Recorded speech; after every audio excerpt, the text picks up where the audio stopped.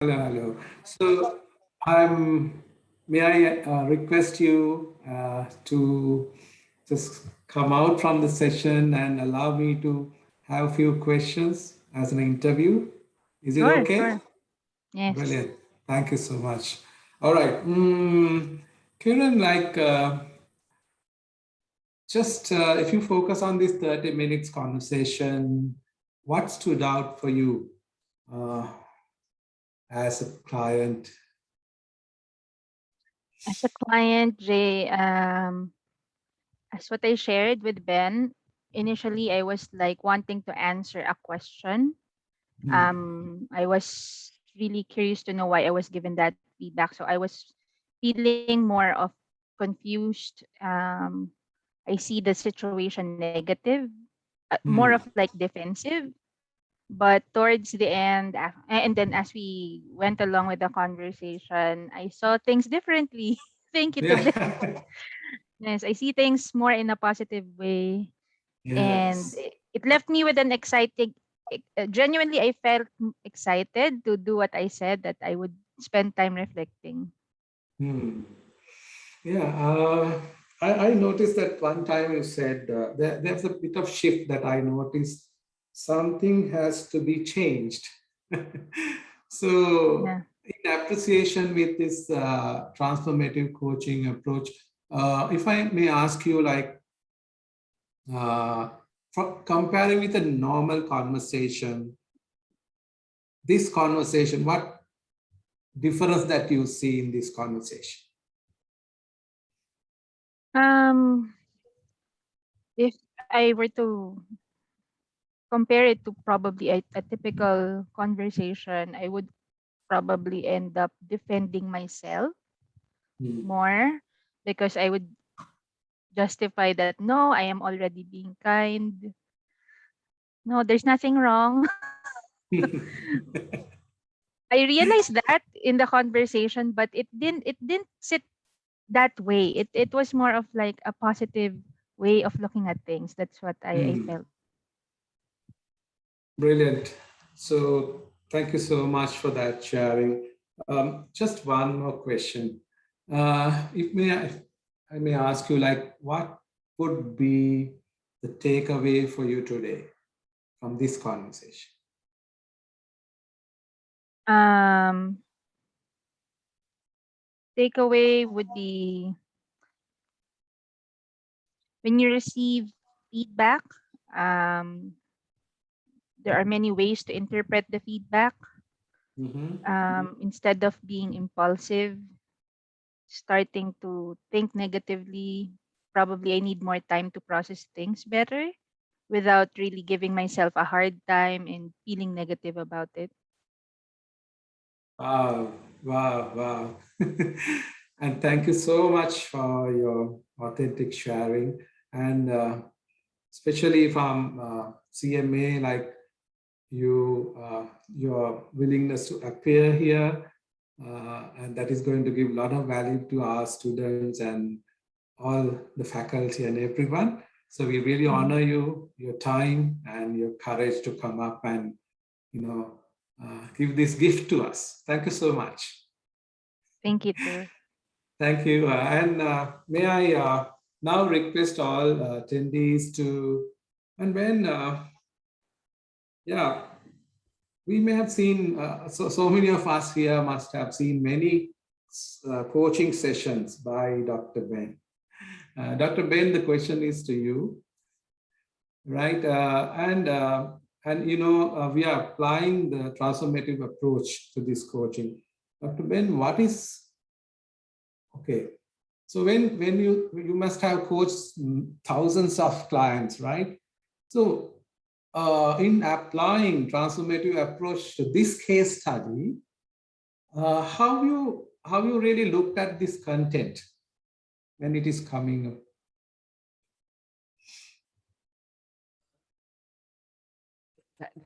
I, it caught me by now. Let me think about that. How do I see this content? How do I see this content? Um, I'm I'm not looking at the content per se. I'm looking at what the content is suggesting about how the client is approaching this trigger, which I think to me, when I was listening, it felt like it's about that trigger that caused the clients in, that put the clients into that state of mind, or whatever reactions or whatever thinking, or that the clients is going through. So I'm just very curious about exactly how is the client, responding to that by looking at the content or what the client is saying. So so that's where it brought me to the point of, hey, it doesn't make sense to me that the story doesn't seem to add up based on what seems to be arising in the moment. Yeah. So it's kind of like the context is, oh, I got a feedback, and it kind of like, it's not, it kind of like, okay, it gets me to question myself to a point that at the beginning, the request was, I want to understand about what's going on. So it was like, okay, that was the initial reaction Yeah. about how the client is responding to that trigger.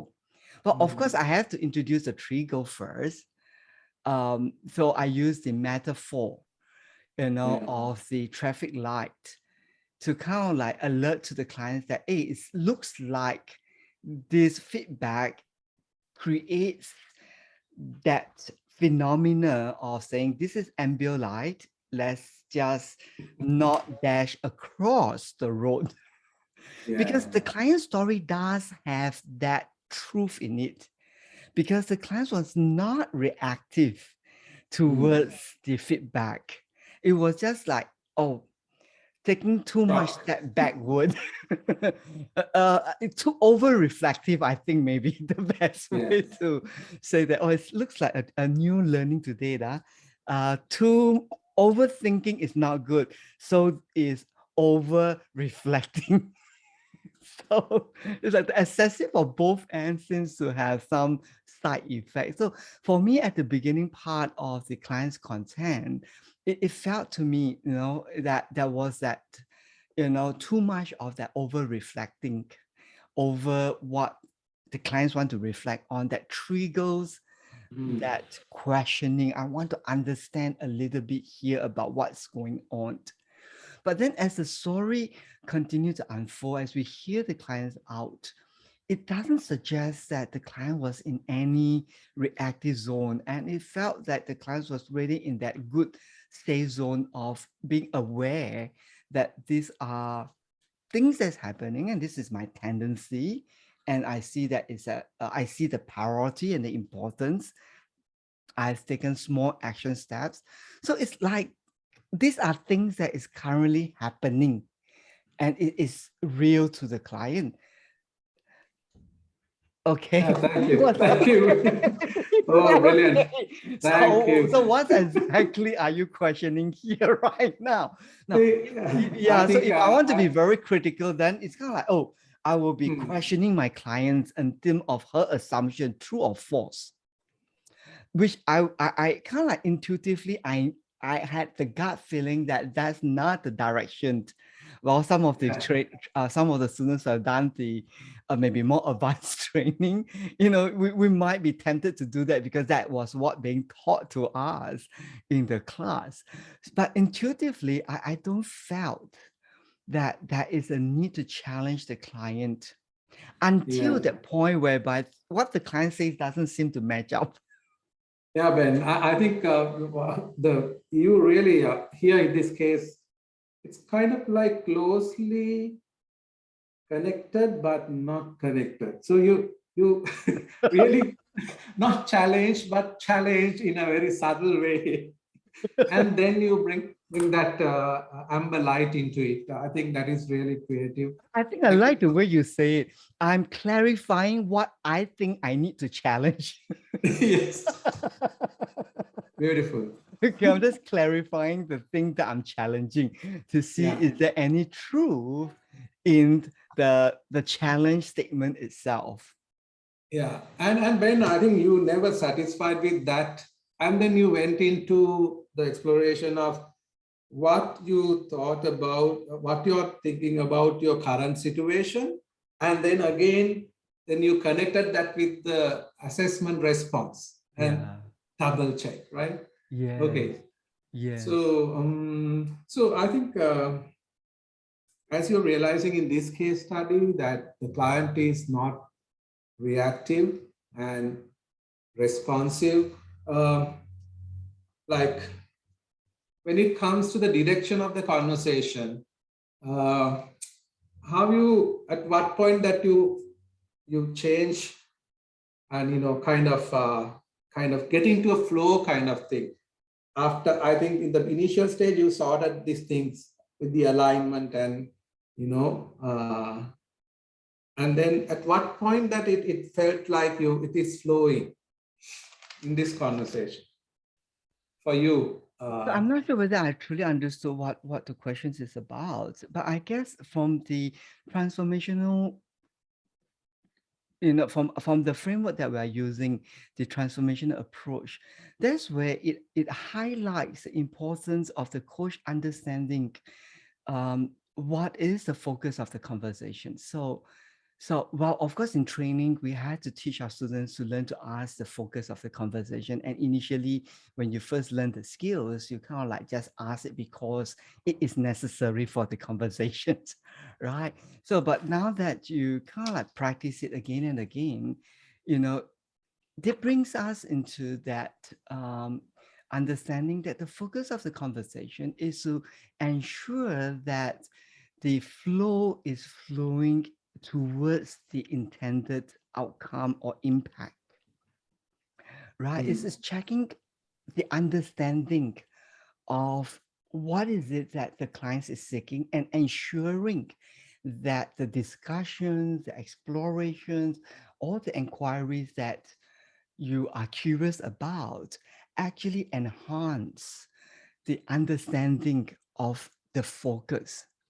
So that's why there's a lot of checking in today, partly because the initial focus of the conversation is seeking to understand something that is bothering the client. But then as the clients as and one of the things that we taught in the class, if you everybody still remember, is expand the mind, right? Remember? We talk about expanding the mind. Well, if everybody are packed in this tiny little room, we don't get to see everybody. Right? So when the space is a little bit much broader, bigger, and so the clients can actually start to examine their own thought process in terms of what is it that they're understanding, what exactly are they trying to say here.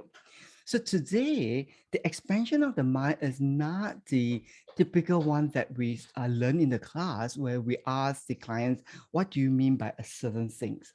Today, the expansion of the mind is examine the structure layout of the client's thought process itself and to check for ambiguity and coherency, right? So that is more observing the structure layout that is in conflict with one another. Not that they are wrong, but they are not put in the right placement. It's kind of like all the, I'm trying to understand something, I try to accept something, I try to question something, I try to accept something. All this seems to be smashed into one little box. So Yeah, I henceforth, the think Ben, client, that was very clear to the client when towards the end the client said, I was questioning the feedback, yeah, then I was appreciating the feedback, and now I know how I am responding to it. So yes, it was so clear in the client's mind yes. towards the end. So today we see that the expansion of the mind here includes allowing the clients to see how their thoughts are being constructed Mhm. and then put it onto the table and check again. It's not, that's why I do not feel that I need to challenge the client. It's more on checking in with the clients now. These are the important thoughts that you have as we expand the mind and talk about, walk me through, what do you think about that? The client is able to offer those thought process. So I took it and put it onto the table and allowed the clients to have a second look around it. So when the clients examined how the thoughts, the main idea of the thoughts are supposed to be interconnected, that's where I guess the clients get a even much more expanded understanding of what is it that she's dealing with right now. And all of us, you can see, well, clients never seem to be quite clear about what is going on in their mind, right? Because we need to respect that the tensions is not always external. Yes, it's always the result of something external happening to the client or around the clients. But you need to recognize those are things that is happened to and around.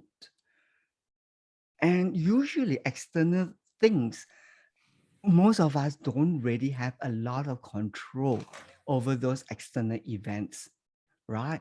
However, the focus of a coaching conversation that gives impact is not directing the client's attention to what's happening to them or around them, but as a result of the things that is happening to them and around them, what do they notice about the way they are responding towards that? So henceforth, the transformational approach that we're adopting, has an evocative because it's expanding and an inside-out flavor.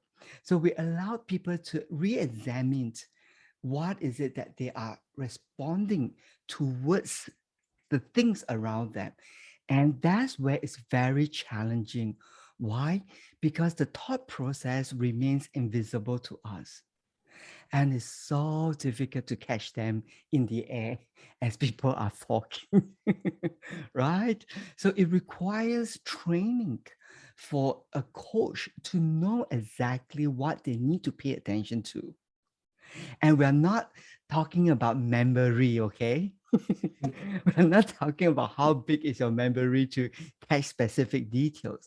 We're looking at, as people is saying things like that, what's the symbol behind all that? After all, the thought process is not just details. There are meanings, there are interpretations, there are emotional response.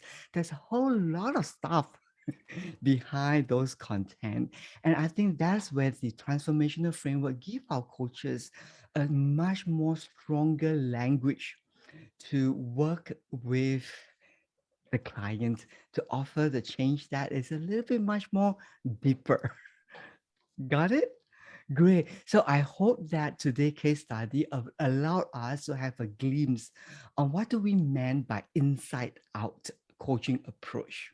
Okay, so as you can see here, it is the client examined her thought process. How are the things coming together? Cool. Great. So I do not want to take up more time here because I know that all of us are so eager to share about, some of the observations that you have. So I'm going to pass the time quickly to Jay to have a quick rundown of some key announcements, and then I'm going to leave the room to open up the main room for all of you. So before I do that, before I leave, I'm going to just put the link where you can join us in the breakout rooms where we can deep dive into the learning that is available for us. We're going to spend time like talking about what did the coach observe? What's the subject matter that, remember in our bullet thing, you, verbs, subject matter, right? So we're going to go back to the breakout rooms and we're going to use this like our normal practical lab. But this time around, we're going to observe from the coach perspective. What did the coach observe? And then we're going to do some Q&A to help you to clear up some of the questions that you have. And then you get a good chance to talk to our faculty members. Okay, so Jay, I'm going to leave the room now.